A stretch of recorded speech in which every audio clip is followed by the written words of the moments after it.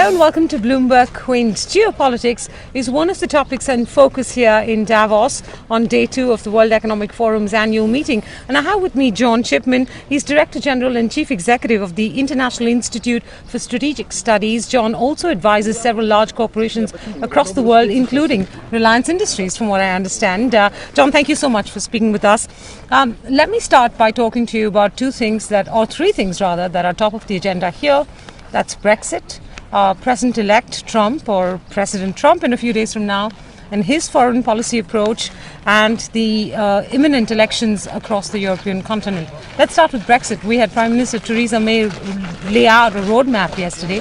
What did you make of it? Well, I think on Tuesday, Theresa May made a very important speech on her path to Brexit, which was, in her words, intended to be a clean Brexit. What her strategic aim is to have a UK-EU strategic partnership on the economic, financial, diplomatic and security level. And the way her speech stepped back from the detail of the intricacies of single market, customs union and the like, to say our goal at the end of 2 years must be to have a grown-up UK-EU strategic partnership. What I think was clear is that she also said that it was important to have some sort of transitional agreement or an implementation phase, because it was important to give some degree of certainty to business and time for business to plan for the outcome. So it was a very positive speech, and of course she emphasized global Britain in the speech. This was not going to be a little England phenomenon. This was going to be Britain having a strategic relationship with the European Union, but then stepping out in the world,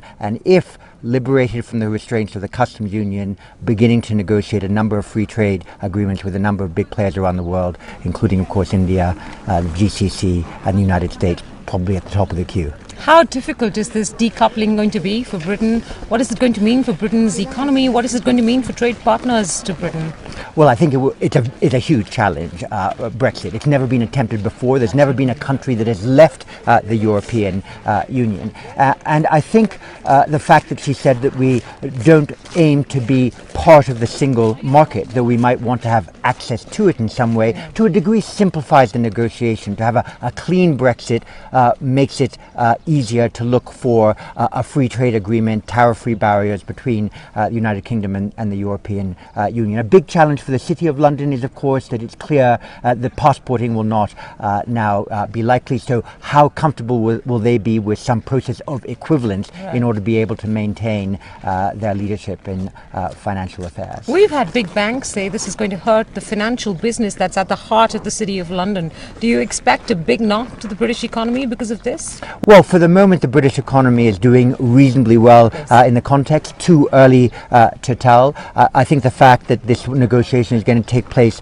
over 2 years, and that there will be a transitional period that might extend another 3 years, gives time for negotiators to cushion the blow. I'm sure the UK economy will get some knocks through this process, but the fact that there is now a 12-point plan that looks to a relatively clean Brexit with assurance that we won't be falling off the cliff edge, that there will be some sort of transitional agreement if our European partners agree to it, I think that gives a possibility for some economic stability moving forward. Okay, speaking of Europe, it's not just Brexit. We have 2 or 3 big elections coming up in Europe through the course of the year. I think there is some degree of fear, at least here in Davos, that some of the results might be, more right-wing than most people expect. That might lead to another wave of populism, this time in Europe and not in America. What are you anticipating? Well, I think a lot of Europeans are concerned that Brexit and the Trump election represented the rise of populism, the rejection of elites and political leaders who have for 10 or 15 years said we have to listen much more closely to our people, really do have to demonstrate that they're listening now to their people if they want to retain office and retain power. My gut instinct is that in Germany, Chancellor Merkel will succeed again, and that there will be a coalition government. And perhaps in France, the French people will decide that as often in the past, they will buck the trend, and the most right-wing leader presenting herself for the elections might not be elected. But these are elections to follow with great interest and care, obviously. In a few days from now, we'll see President-elect Trump become President Trump. His foreign policy approach has confounded many people. How are you reading it? And, what do you make of everything that he said with regards to trade agreements, with regards to his approach to Mexico, with regards to his approach to, close partners like India, but a cut down on H-1B visas? I mean, there are a variety of angles to this. What strikes you as the most important ones to watch in the first year of his presidency? Well, I think the celebrated phrase is that we have to watch what he does, not what he says, not least because you can always quote Trump against Trump. There are often contradictory statements that come out even from him personally. So I think what is important is to see what things develop in the next 3 to 6 months as his cabinet takes shape.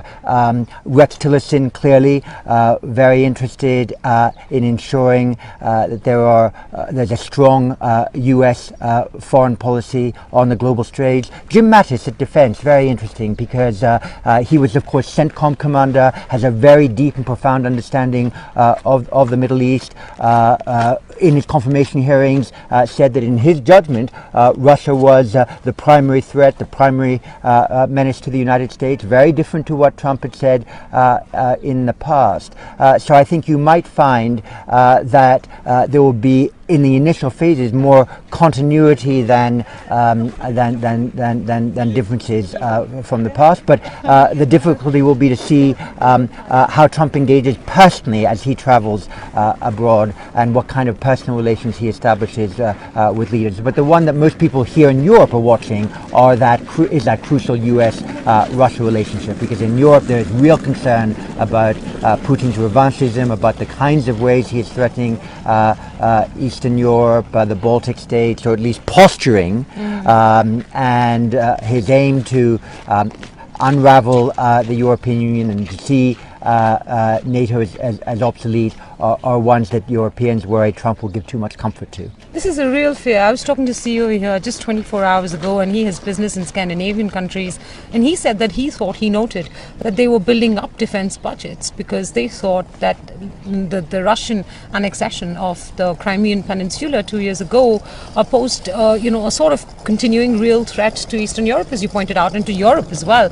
So what do you make of how much of a threat Putin will be to Europe?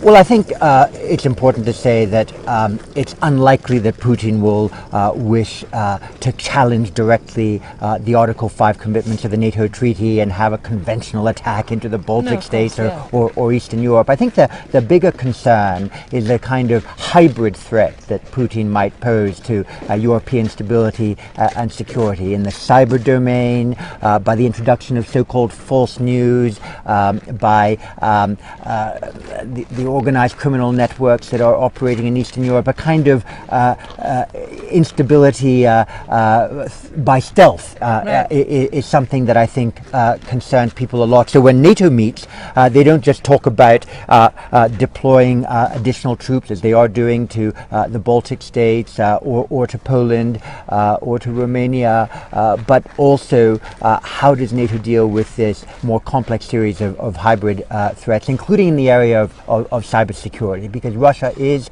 a cyber superpower and has been shown is very willing to use that form of activity to destabilize. That leaves us with the Middle East to talk about, and again, how do you assess the threat of ISIL?